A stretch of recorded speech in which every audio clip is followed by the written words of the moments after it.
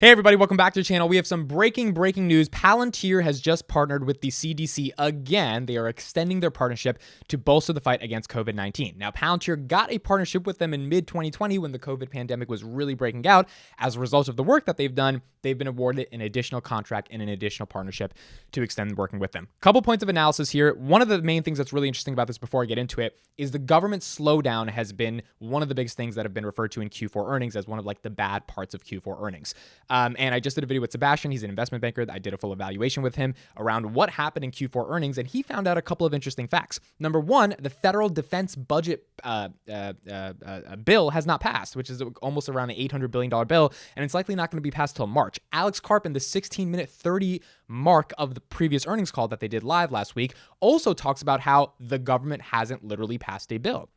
So at the point where the government hasn't passed a bill, it's hard to get governmental money because the government doesn't have the money to allocate to defense. What is Palantir at the end of the day? A defense contractor, which means they need that bill to ultimately be passed. That's the first key point to understand here. Number two is that because that government bill hasn't passed, a lot of the things and a lot of the partnerships that Palantir has with governmental agencies like the CDC are likely in the pipeline and getting confirmed as they get more money or as like the government just ramps up their ability to actually pay people.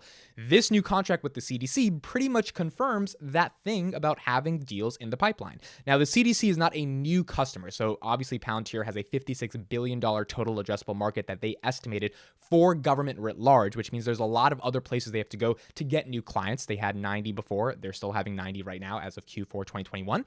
But it does mean that there's more money they can get out of those 90 clients. That money just has to be accumulated and accounted for once the government is ready to spend that money. And this contract right here shows that is likely beginning to start.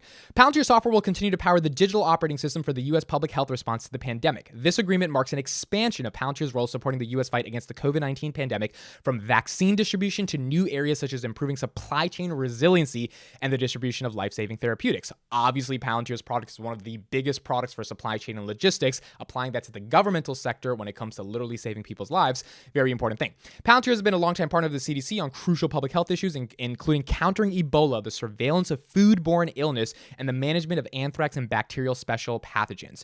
Ebola was around 2014 when Barack Obama was president, before Trump was president. So this whole narrative that Palantir only works because the government, because of Trump, blah, blah, blah. It's like, it's absolute nonsense. Barack Obama called them in 2011 to deal with an ICE agent that got killed, which was called Operation Fallen Hero. I did a video analyzing the ICE contract. I'll put that in the description as well.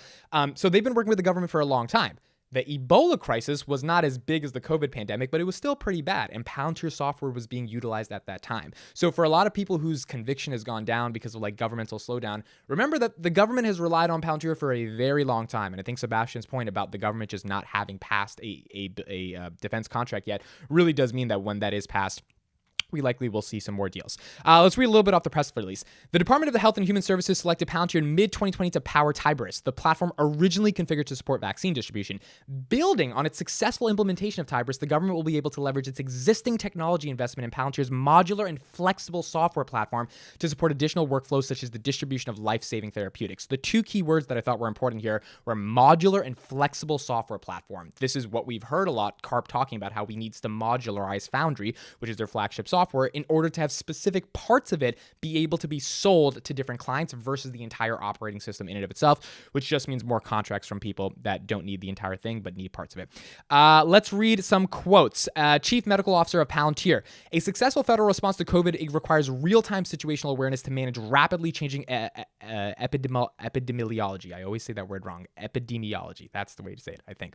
Palantir's technology provides public health officials from the federal to the local levels with the tools they need to make informed, up-to-date decisions about sending medications and other resources where they are needed most. This stuff is a data-driven problem, and the more data you have in an operating system that is able to understand what to do with that data, like Palantir, the better decisions and outcomes you're going to ultimately have.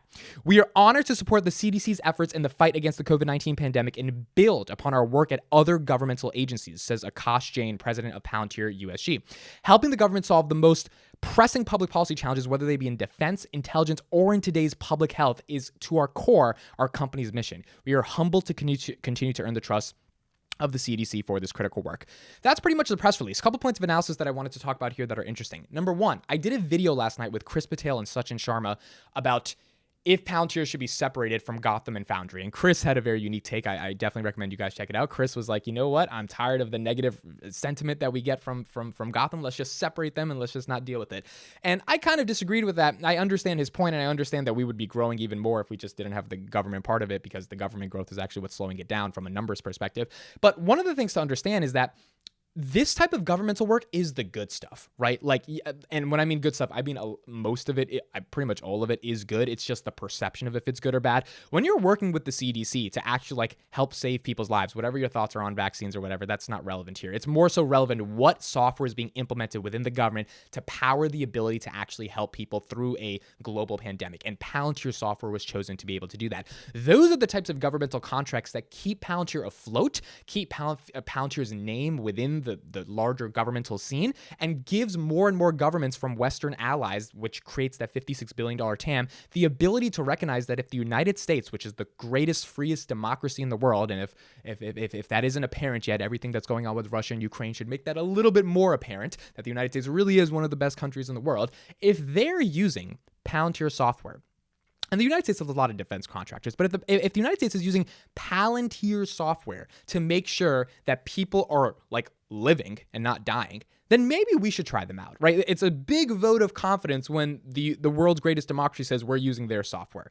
And again, there's a lot of defense contractor that the government uses. When it comes to AI, machine learning, data analytics, this stuff is being really owned by Palantir in terms of the level of contracts they're getting. They got $43 million from the Space Systems Command, $160 million from the Army Vantage. They got $89.9 million from the Nuclear Administration Safety Service that basically takes care of nuclear weapons. I mean, like, this is not easy stuff to get, and I covered all of those videos on this channel. At the point where Palantir is able to secure those contracts, this CDC thing, to me, top-level analysis, is just a continuation of the success that they have with the government and the trust that the government has in Palantir's ability to execute on crucial missions. So that's why, I mean, you could say you could split up Foundry and Gotham, but at the end of the day, if they're both together and they're both growing together, then this could be a really, really phenomenal business, because it's very important to understand like how they sort of work off each other. Number two is the point around Palantir ultimately attacking that $56 billion TAM. That TAM is not only what Palantir estimated for the government, but it's going to be growing over time. Why is it growing over time? Governments need more data analytics softwares to analyze all the problems they have. The key point I'm trying to make here is that this pandemic was something that randomly happened. When it did happen, you have to have things in safety measures, in checks, in case it does happen. Like hospitals, for example, weren't perfect, but a lot of them have excess beds in case something happens. Now, the pandemic was so bad that a lot of those excess beds got used immediately, but what would happen if there weren't even those excess beds? So I think what COVID really taught to the government, and goes to my point around the TAM increasing, is that big data analytics are going to be needed to be able to predict and solve problems at a global scale, because governments are all intertwined to some capacity when a global problem emerges. And as Palantir's Alex Karp said in the last earnings call, bad times are good things for Palantir, right? They create good internal finances for Palantir. He's basically saying we get money when stuff hits the fan. And why is that true? Well, when stuff hits the fan, people need to figure out what to do. How do you know what to do? You have powerful software and technology at the core of your enterprise, whether it's a government or a business,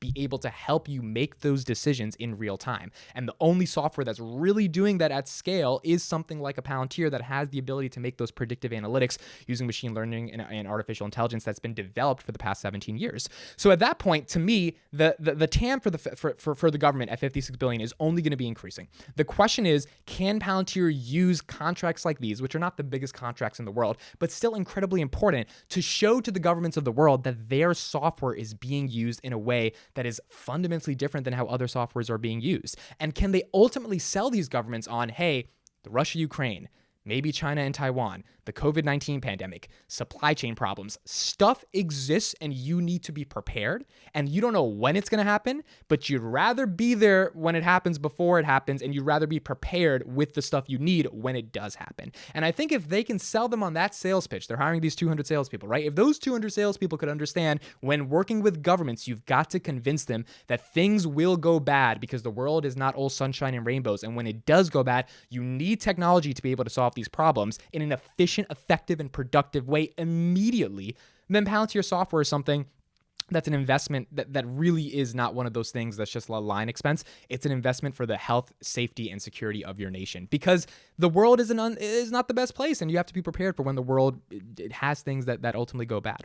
So I think this contract is one of those things that, to me, shows that, look, the government slowdown is not because they are actually slowing down growth. We will see in the next couple quarters how that does, but because the federal budget hasn't passed. And once the federal budget passes, more and more contracts like this will be coming out. I mean, literally in December, the $160 million from the Army Vantage and the $43 million from the Space Systems Command, two governmental agencies, they came within like a week of each other. I remember I was first making videos. I was like, oh, another contract, right? Like they just kept coming. So at that point, I think that will ramp up. And number two, I think this only shows why Palantir is a software that can be used by more and more governments across the world trying to capture more of that TAM. They only captured about 1.6% of that $56 billion of TAM. Which means more contracts like this give them the case study to show, hey, we can solve your problems because we're doing it for the greatest democracy in the world. Those are my thoughts. Let me know what you guys think. Looking forward to reading the comments. I will see you in the next one.